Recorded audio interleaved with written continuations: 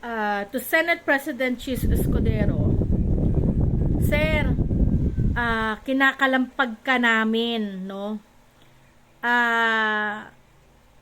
Dating Pangulo ng Bansa ang inaresto at kasalukuyang nakadetain dito sa Hague, Netherlands. Pinapaalala namin sa'yo. Dating Pangulo ng Bansa na dinakip ng warrantless na mga tao sa gobyerno. Ngayon, pinapatawag dyan sa Senate hearing at kanilang at sila ay pumaloob lahat sa executive privilege na ang ilan sa kanila ay hindi naman dapat. Ang ating bansa ay wala sa kasalukuyang national threat para gamitin nilang executive privilege yung pagtawag sa kanila sa Senate hearing. Marapat lang, sir, na bigyan na padalan nyo sila ng subpoena. Kami pa bang mga Filipino ay may aasahan pa bang umiiral na batas dito sa ating gobyerno? May kikilalanin pa ba kami na mga politiko na sumusunod sa batas?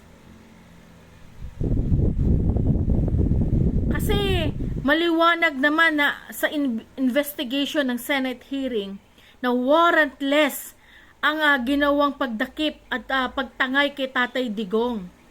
Diffusion letter ang inisyu. Ano pa ang kailangan ninyong imbestigahan at ibigay sa legal team lawyers ng Senate? Bakit hindi mo kayang desisyonan yan? Anong kinatatakot mo, Chis? Ano ang inaantay mo? Dating Pangulo ng Bansa ang dinakip. Hindi basta simpleng opisyalis lang ng bansa.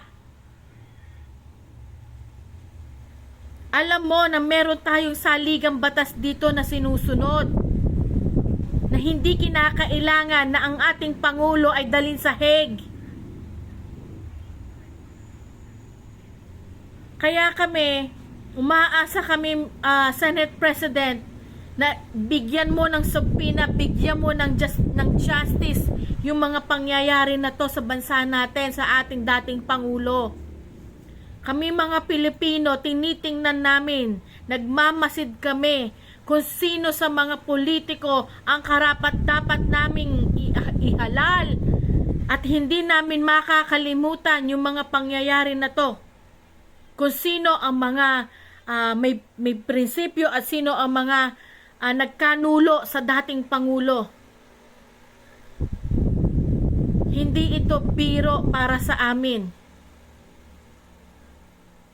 Kaya sana hinihingi namin, Mr. Chis Escudero, ikaw mismo bilang Senate President, diba?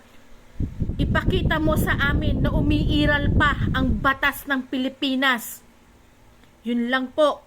Maraming salamat.